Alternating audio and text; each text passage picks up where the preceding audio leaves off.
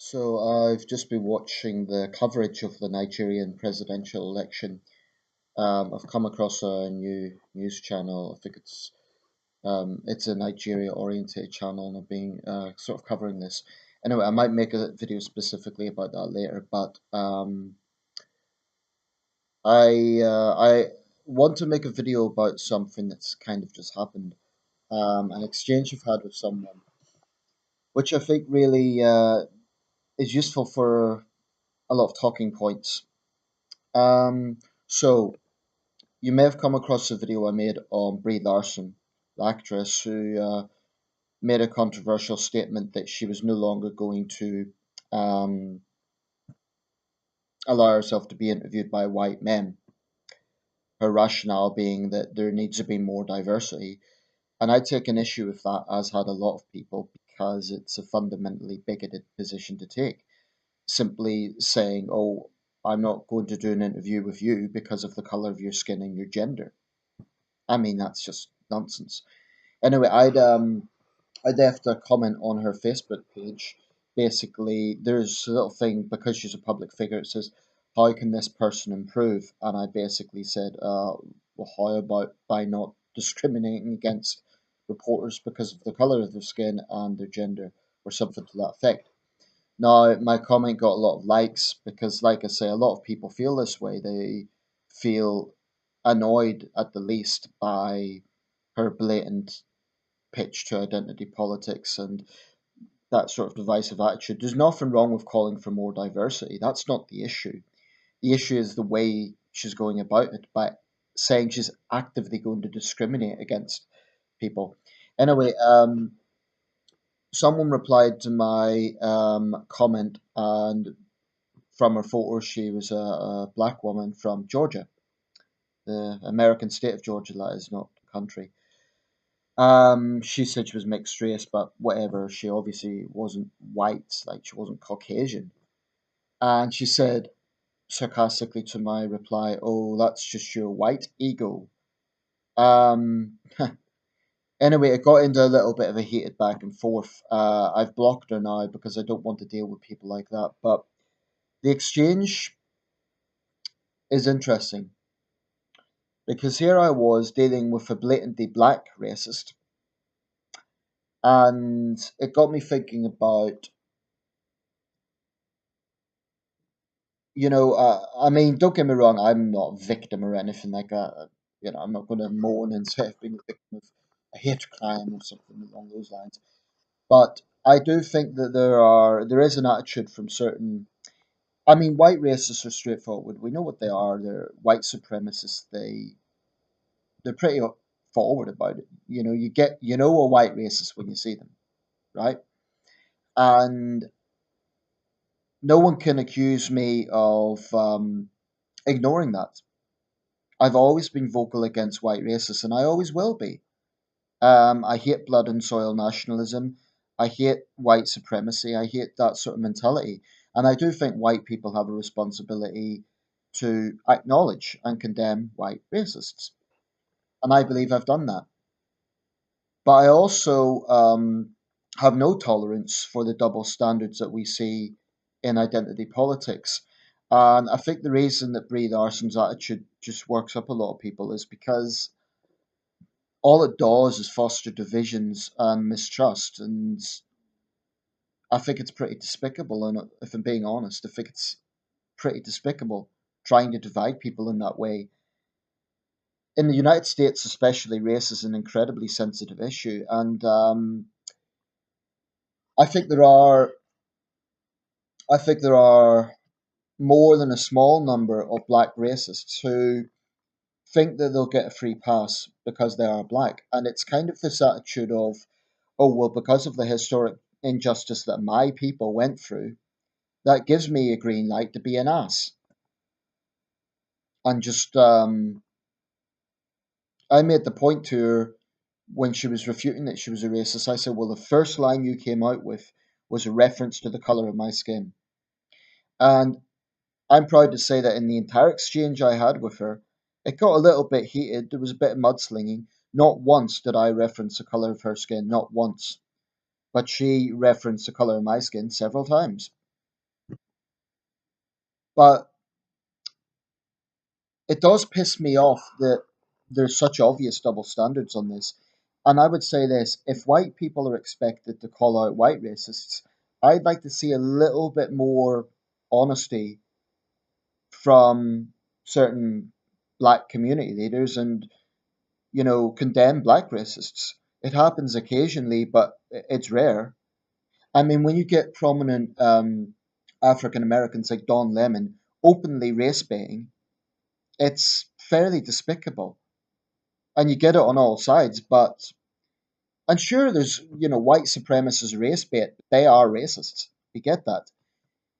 What I find very frustrating is when mainstream people like Don Lemon, he's a presenter of a major news network, openly race baits, and that's just, he gets away with it. And I hold this, by the way, to Asian racists and Hispanic racists and other racists as well, but I'm specifically focusing here on black racists. So there's this idea that, oh, well, a white person cannot complain about racism because their people were never historically discriminated against. Well, not in the same way. Obviously, white people weren't part of the transatlantic slave trade in terms of being the slaves, and and so on. But there is historic persecution of white people, often by other white people, but you can't say that. I mean, that gets into the narrative of white privilege, and there's a whole range of aspects that you could look at with this. I've heard there was a phenomenon in the 1990s, I believe.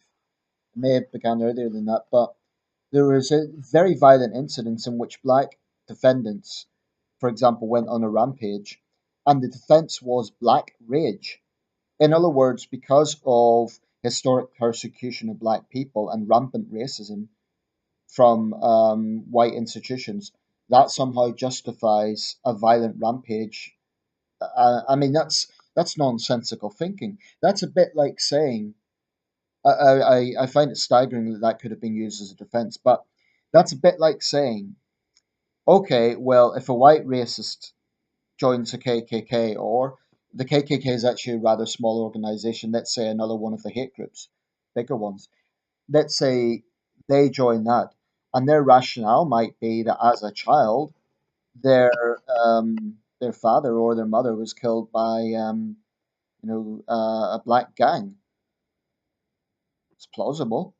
Um, I mean, the I remember the synopsis for the film American History X was that I think the background was Ed Norton's character. His father had been murdered by a black gang. I think I can't remember. I'd have to see the film again. But there's some sort of context to that. I mean, white supremacists are despicable, but if you're going to use an excuse for a black racist or a black extremist, oh, it's because they suffered racism. White racists may have suffered a racist attack or not, I don't know. But the point is that can't be used as an excuse to hate all black people. So why should, for example, if you're black and you've suffered racist abuse, that, in my line of thinking, does not justify hating all white people or holding animosity towards all white people. Take some responsibility for your own attitude. Um, so when this woman immediately focused on the color of my skin, that just proved the point that that's what identity politics does. It poisons people's minds to think in a tribal way, them and us. It just pisses me off because it's so toxic, it's so divisive, and it's just sad. It's just sad what it does to society. Because then, and the problem is, if you're white, you have to be very careful. What do I mean by that? Well, if you're being insulted by a black racist, your natural instinct is to be defensive. But, if you lose your temper, then you're immediately portrayed as an angry white man. In Britain, the equivalent term is a gammon, which I think is, it's sort of term to describe right wing men who are usually middle aged, and it's a pejorative term. indicating they look like a gammon hum because when it's done up. I mean that's the proponents are often white, incidentally, white leftists, but I think double standards should be challenged wherever they are. And like I say, if you're white and you show frustration, then you're accused of having a weak ego. Like, oh, you don't like strong black people, or you don't like strong women, in the case of the feminist argument. No, maybe it's just I don't like double standards. And so you have to be very careful because they can pigeonhole you in certain ways, and they can put you into this nice little mold that's completely contrary to the facts. I mean, I'm well traveled. I've got friends literally from all backgrounds, and I don't care if that sounds like a cliche, it's the truth. And I think that if there's going to be such outrage against white racism, and there should be, racism is wrong, and white racism does exist. I'm not one of these people that say it doesn't exist. It does, it's a problem. But if there's going to be such outrage against that, then for once, can those in power actually start to show some consistency? CNN's track record is an utter disgrace. So I do understand why there's a lot of anger at CNN, because I believe they deepen the divisions rather than build bridges. When they, for example, will report a racist hate crime against a black person, fine, but they'll just actively ignore a racist hate crime against a white person. There was a case somewhere in the Midwest, I forget specifically which state, it was Kansas or somewhere like that, where a young white couple had been kidnapped by a black gang, sadistically tortured. The girl was raped, the guy was beaten. I think they both ended up dead. Fox News covered it, CNN ignored it. And it's those sort of double standards. And then when CNN says that the whole system set up against black people, and they churn out the white privilege concept. I mean, I could get into lots of things. Are white homeless people privileged?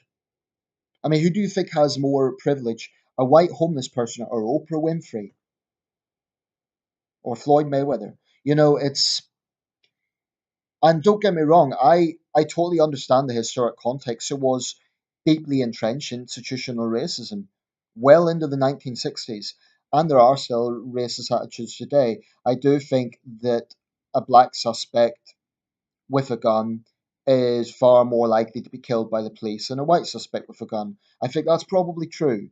So there are legitimate grievances out there. There are. But the only way that America or Britain will ever go forward on race issues is if there's consistency.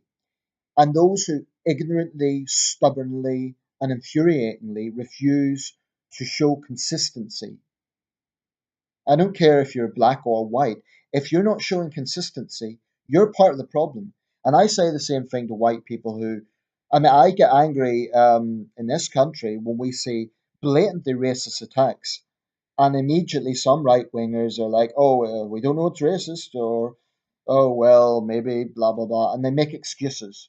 That angers me. But I will not tolerate anyone treating me with animosity because of the color of my skin or my gender. I just won't tolerate it. And that's not about having a fragile ego. It's about saying, no, I'm not going to tolerate double standards. And not to go off on a tangent, but because I have a lot of videos to make, so I can't cover every single topic. But apparently, there was a police force, I'm not sure which one it was, it's someone in the south of England, they were actually sued because they actively were discriminating against a white heterosexual man who applied because they're trying to take boxes, they want more diversity. So um, we're actually in a situation where there is anti-white discrimination, for example, in situations like that. Um, if anyone mentions it, then these identity politics people will say, "Oh, look, it's sensitive white ego." No, it's just a dislike at the blatant double standards. Why is that hard to understand? So I think the way, if you're white, unfortunately, when you're dealing with a black racist, if they're coming at you because of the color of your skin, stay calm. Don't mention race. Don't bring their race into it because they could easily twist that. And if you ever find yourself like brought up by the media, like if it turns into a sort of viral incident, then the likes of CNN or to some extent in the BBC in this country, they will distort it because I think they are, when it comes to race issues, they're fundamentally dishonest, or at least they distort, and that is absolutely sickening because that literally leads to more anger and more hatred in society. And I think CNN is a damn disgrace when they actively refuse to acknowledge that it works both ways. It's disgusting, in fact. So it's important to stay cool because if you lose your temper, and it's difficult, I know, but if you lose your rag and you say what you know, if you bring race into it, that's don't do that because if you say, oh, if you say mention the fact they're black or something, I think it's okay to call out the double standards of black racism, but don't use black as a. And this is a thing I notice about a lot of African American racists. They will immediately focus on the fact someone's white. Immediately, they won't say I dislike you because you're a racist or because you're. I disagree with you. It's immediately because you're a white guy. They immediately bring race into it, and it pisses me off. And I've seen it with Hispanic racists as well.